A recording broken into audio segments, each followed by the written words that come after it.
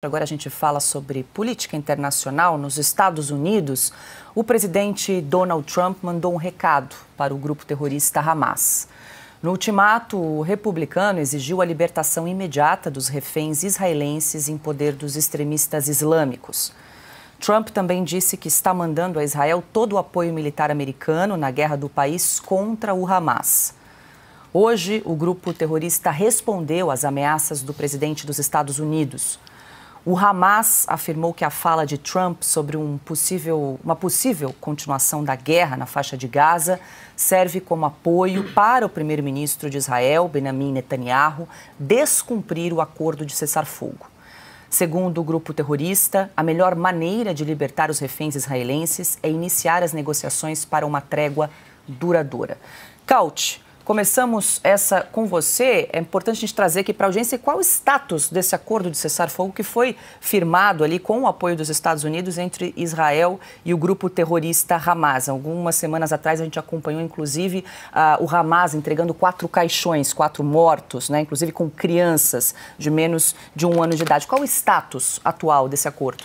Pois é, Paulo, aquele foi um primeiro acordo, a primeira fase desse acordo, e não teve uma segunda fase, porque não se chega a um compromisso sobre o que deve ser feito com Gaza e com Hamas. Israel quer que Hamas deixe a faixa de Gaza e quer continuar eliminando todos os membros do Hamas, enquanto o grupo terrorista islâmico quer permanecer na faixa de Gaza e manter a população como refém, como escudos humanos.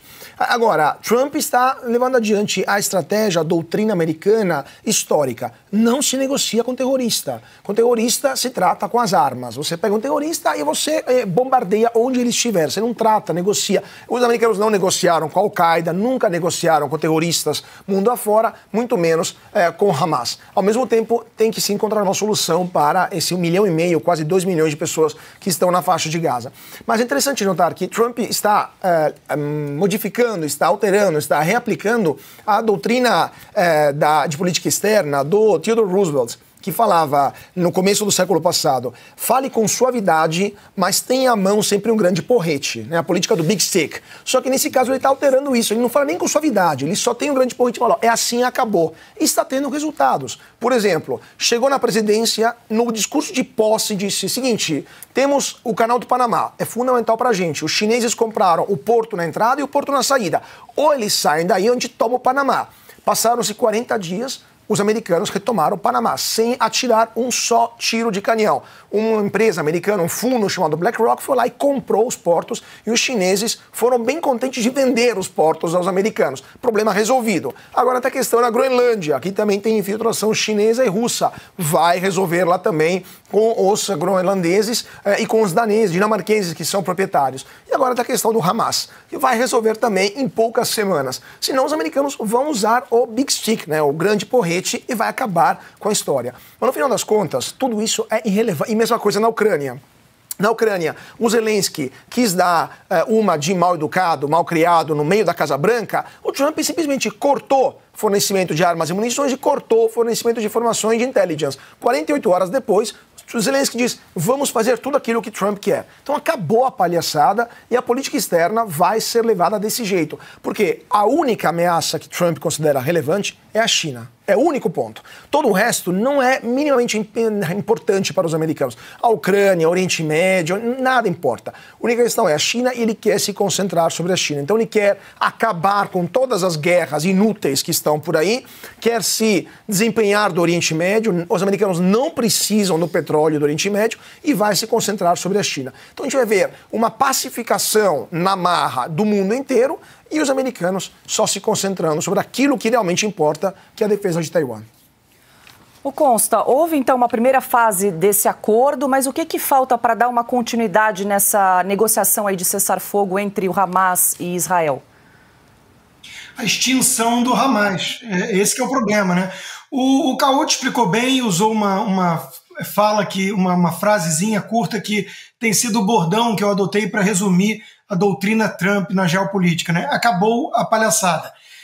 Não há garantias de que tudo vai dar certo, claro, mas a estratégia é essa. A estratégia é intimidar com o porrete para não ter que as vias de fato, né? Então, o recado do Trump foi muito claro e muito duro, inclusive para a população, porque a gente sabe que ali se mistura, né?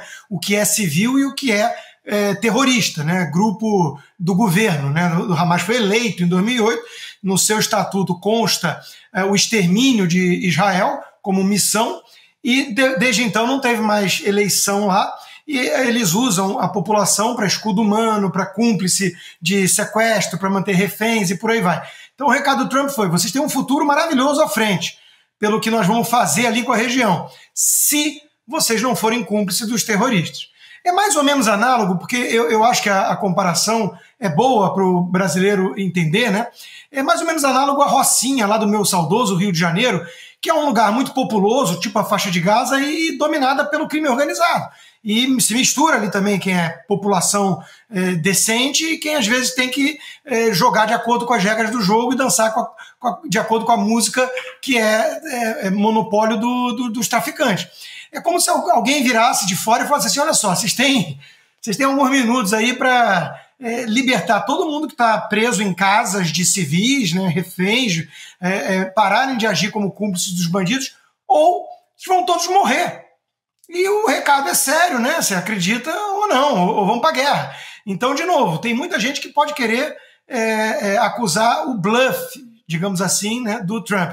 Eu não acho uma estratégia muito inteligente. Eu acho que ele já mostrou, ele quer alavancar em cima da retórica, sem dúvida, da ameaça, para não ter que usar a violência. Mas toda paz por meio da força, que é a estratégia que o Trump está utilizando, toda a história disso é exatamente isso. Você tem os sticks and carrots. Você faz a oferta de algo positivo, desde que exista uma ameaça crível do uso do porrete por trás.